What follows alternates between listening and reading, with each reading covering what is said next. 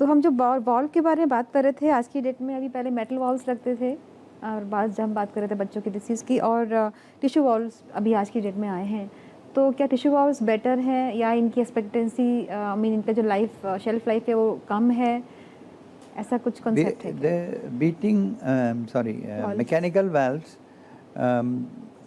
or metallic valves, they were the standard that we were using.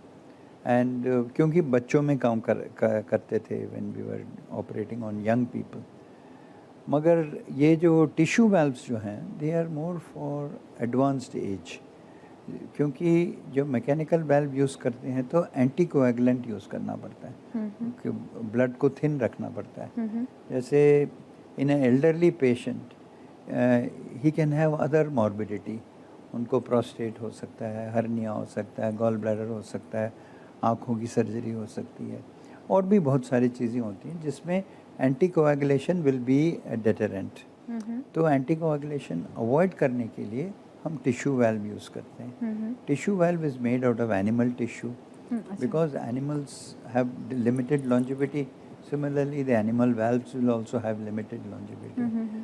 तो 12 से 20 साल तक उसकी आयु होती है, और उसके बीच में वो अगर वो फेल हो जाता है तो we have to replace the tissue valve. But now tissue valve is also deliverable through the catheter.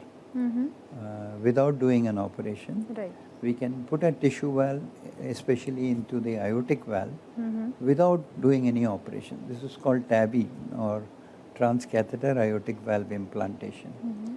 तो इसका ये एडवांटेज है कि पहले तो इन एल्डरली पर्सन उसको कोमॉर्बिडिटीज़ बहुत होते हैं, किडनी उसका ठीक नहीं होता, डायबिटीज़ अंडर कंट्रोल नहीं होता है। ऐसे सिचुएशन में TAVI is better than doing a surgical valve replacement. मगर कोई यंग पेशेंट है जो 65 साल से नीचे का है, तो उसमें शुरू में TAVI नहीं करना चाहिए, उनको सर्जिकल वाल्व का चांस होता है because it's got a longer span durability.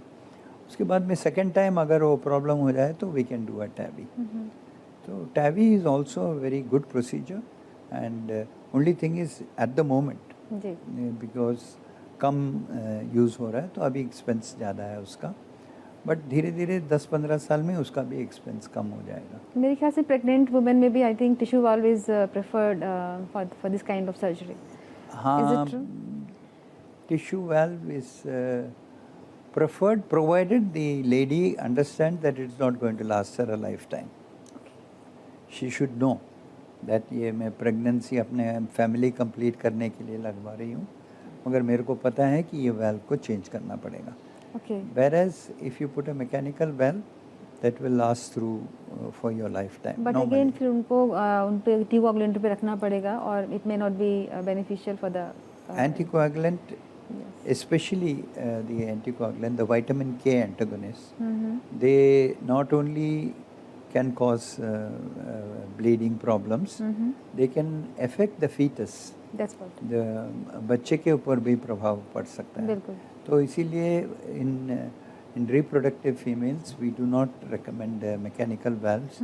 If they can complete their family with a tissue valve, then we can, or if it is not a very bad situation, then we can repair the valve, let them have complete their family, and then we can replace with mechanical. But anybody, if you go by international guidelines, they do not recommend tissue valves in very young people. Right. उधर हमारा जो calcium metabolism बहुत ज़्यादा होता है in a growing child. Right. So if you put a tissue valve, it will calcify. Right. Mechanical valves will not calcify.